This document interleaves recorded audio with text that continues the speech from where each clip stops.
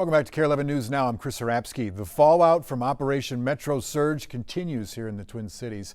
Yesterday, the Hennepin County attorney filed criminal charges against an ICE agent accused of pointing a gun at two motorists on a Twin Cities freeway.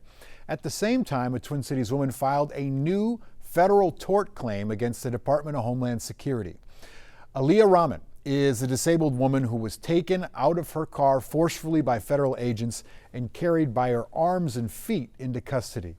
While she was never charged with a crime, she and her legal team believe crimes were committed against her. Here's Jana. I'm autistic injury. Put me down. This video doesn't just show how Aaliyah Rahman was treated by DHS agents on January 13th while on her way to the doctor.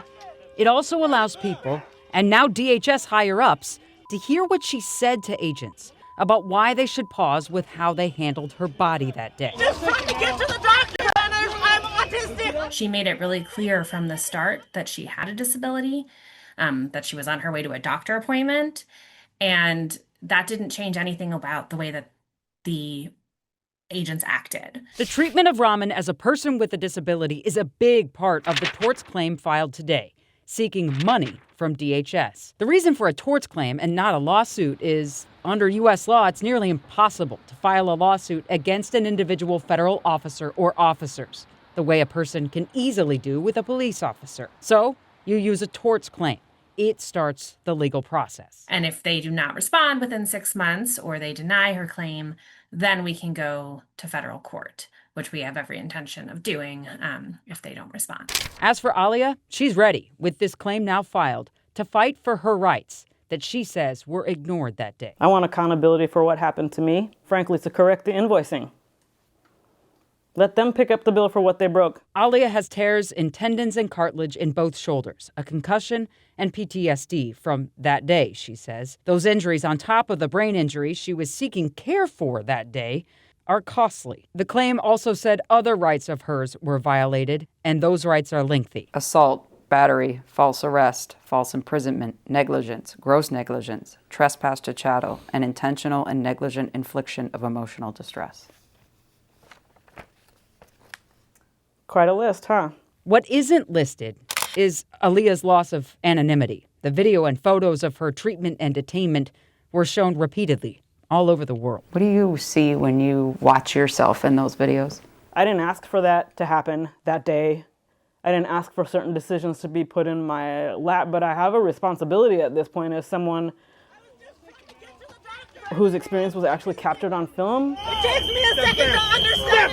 When I watch that video, I think about how I don't want to live in a country where coming into contact with public safety or immigration systems should automatically mean dehumanization.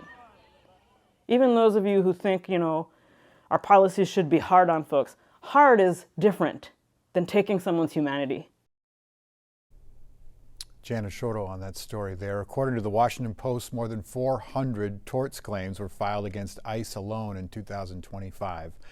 Adding claims from 2026, like Aaliyah's, to that list would mean ICE and DHS are facing millions, if not billions, of dollars in torts claims. Here's a strange one for you out of Washington, D.C. The FAA investigating after pilots flying into Reagan National Airport were heard meowing over emergency radio channels. The agency says pilots are prohibited from non-essential conversations when flying below 10,000 feet. That includes meowing and or barking.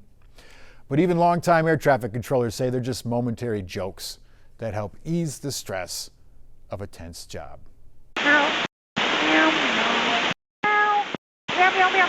Is it against the rules? Yeah, but doing 56 and a 55 is against the rules too, but doesn't really impact much. Sometimes a little levity reduces tension. Rough, meow. Accurate. Minneapolis is getting ready to turn purple in a big way this summer. Yesterday, the city announced plans for a community sing-along downtown in June for Prince. Here's Sammy Salina. From the skyline to the streets. Prince is so emblematic of everything Minneapolis. A decade after death, his mark is everywhere. And 10 years ago, I remember the city came together in a beautiful way just outside of First Ave. Prince had died, the news had spread, and it was one of those beautiful celebrations of life, even during a time of mourning. And I think that is so classically a Prince message. And this June, we're excited to bring that same kind of vibe back. Mayor Jacob Fry and city leaders announced there will be a citywide celebration of Prince June 3rd through the 7th, with a massive block party below the Prince mural that Saturday. What we're talking about is a massive sing-along. 10 to 15,000 people are invited to sing, to dance, to just hang out with each other. It's what Prince's former manager, attorney, and friend says he would have wanted. But ladies and gentlemen, although Prince in the physical has passed, he lives.